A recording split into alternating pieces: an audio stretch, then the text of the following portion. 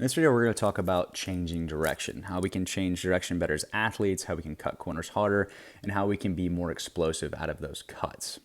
The first thing we need to talk about when it comes to changing direction is our ability to decelerate, our ability to absorb force.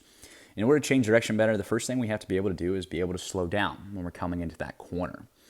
Not only is being able to decelerate more efficiently going to be effective for changing direction, but it's also going to help with reducing the risk of injury. A lot of times when we see an athlete tear an ACL or roll an ankle, it comes when they're going to change direction. So we want to be able to change direction well to prevent the risk of injury and also be able to cut harder. So when it comes to deceleration, this is a good video here. You're going to see when I'm going into the corner, I'm going to slide a little bit. The floor is a little bit slick in here, so I'm sliding a little bit when I'm going to change direction, which is going to reduce my ability to come out of the corner faster. So we really need to be able to slow down efficiently, slow down effectively, so we can cut that corner hard. Simple ways of working on deceleration, training on keep your hurdles, just working on force absorption correctly. Then when it comes to slowing down, we're going to regress a little bit back here because one of the biggest things to be able to slow down is to be able to balance. So what is balance? Balance is our ability to keep our center of gravity over our base of support. So you'll see two circles here, the top circle being my center of gravity relatively, and the bottom circle my base of support. When those two circles are closer together, my center of gravity is closer to my base of support, I'm going to be more balanced.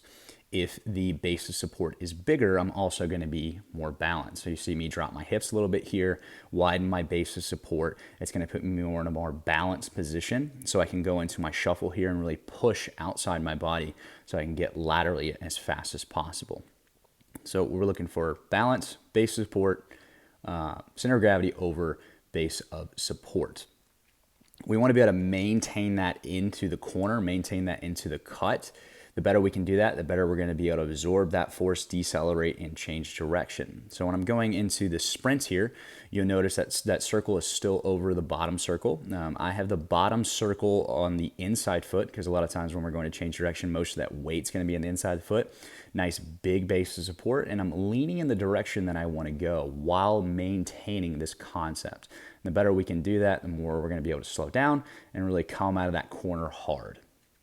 So next video, you're just going to see me shuffling back and forth, just a simple shuffle back and forth. And we're going to look at the shin angles. We're going to look at my torso. We're going to look at that deceleration into the corner.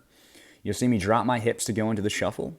When I'm dropping my hips to go in the shuffle, I'm going to come into this corner and I'm going to absorb as best as I can and then really push out. I want to be leaning in the direction I want to go, and I want my shins to also be facing the direction I want to go. The better we can do this, the faster we're going to be able to cut. And you'll see a couple times here I'm sliding, and when I'm sliding, I'm not able to slow down as well. And if I'm sliding that corner, I'm going to spend more time in that corner, and I'm not going to be able to get out as fast. So it's just, again, just kind of reiterating the concept of if we want to change direction hard, we really got to be able to slow down well, really got to be able to dig into that corner and come out. So now we're going to look at the shin angle and the torso angle here in these cuts.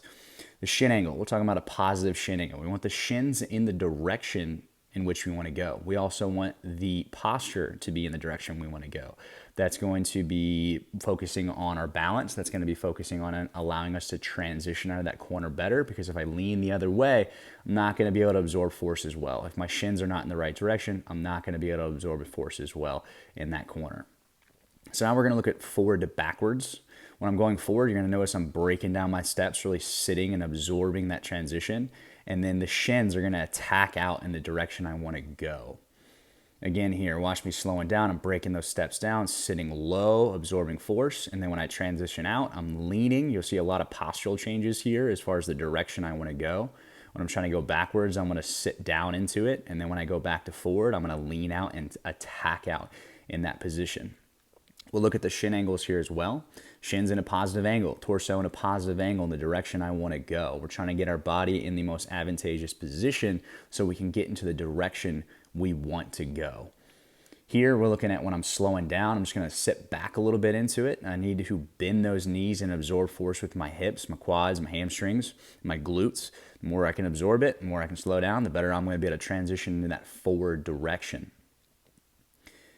When you're looking at the slowing down portion of this is kind of where hurdles come in. We're looking at being able to land and freeze or any type of deceleration training. We're trying to absorb with the hips and not absorb with the knees, which means we got to really drop into our change of direction. Here we're looking more of just a pure cut when I'm going to cut off off an athlete or cut off a corner. So I'm cutting the cone here. You'll notice as I'm coming towards the cone, I'm going to do a few breakdown steps. And then after that breakdown step, I'm going to lean in the direction I want to go. I'm going to stab that floor with that right foot, and I'm going to tack out, get the knees up, and really get that corner as hard as possible. When we're looking at shin angles as well and torso angles, we're trying to be at about a 45-degree angle. 45-degree angle, just like with acceleration, is going to be the optimal angle to go in the direction we want to go.